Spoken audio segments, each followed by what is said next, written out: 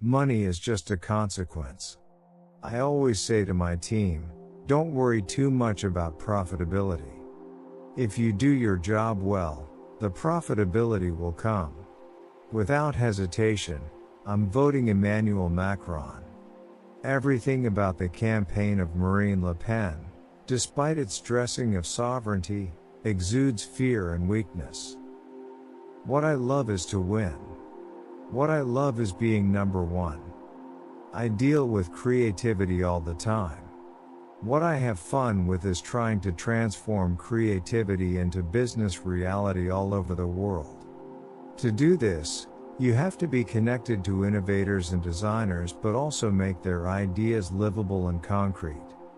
I take time to get close to, and I don't immediately throw my arms around someone. The person who I admire most in business is Warren Buffett. He is a long-term investor and has brilliant ideas, and he sticks to them. What made Louis Vuitton famous was the quality. We don't do marketing. We just create products which are exceptional in their design and craftsmanship. It's true that I am not from the South and I have a certain reserve. I take time to get close to, and I don't immediately throw my arms around someone. But it is more a question of style. Mastering the paradox of star brands is very difficult and rare, fortunately.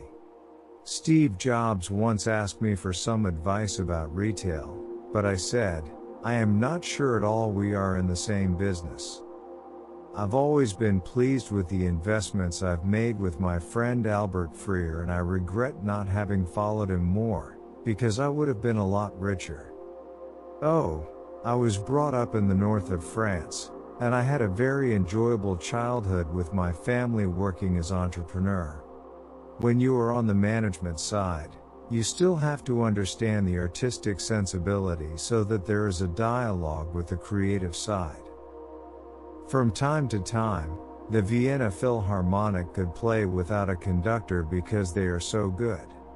It's very important that when you have a designer like Marc Jacobs, who is a genius, you give him complete freedom.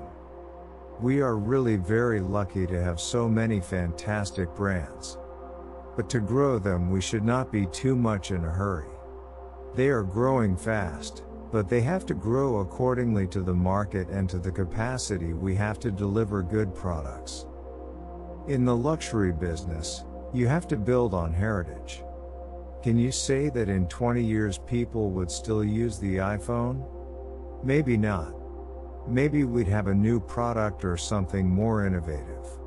What I can say today is that, in 20 years, I'm quite convinced that people will still drink Dom Perignon. You have to be just as mistrustful of straightforward rationality in business as you do of a uniquely gut approach. In business, I think the most important thing is to position yourself for long term and not be too impatient, which I am by nature, and I have to control myself. I meet the designers very often. We discuss the products, they show me their ideas, we discuss the ad campaigns and every new invention that we can find for the future. I am and will remain a tax resident in France, and in this regard I will, like all French people, fulfill my fiscal obligations.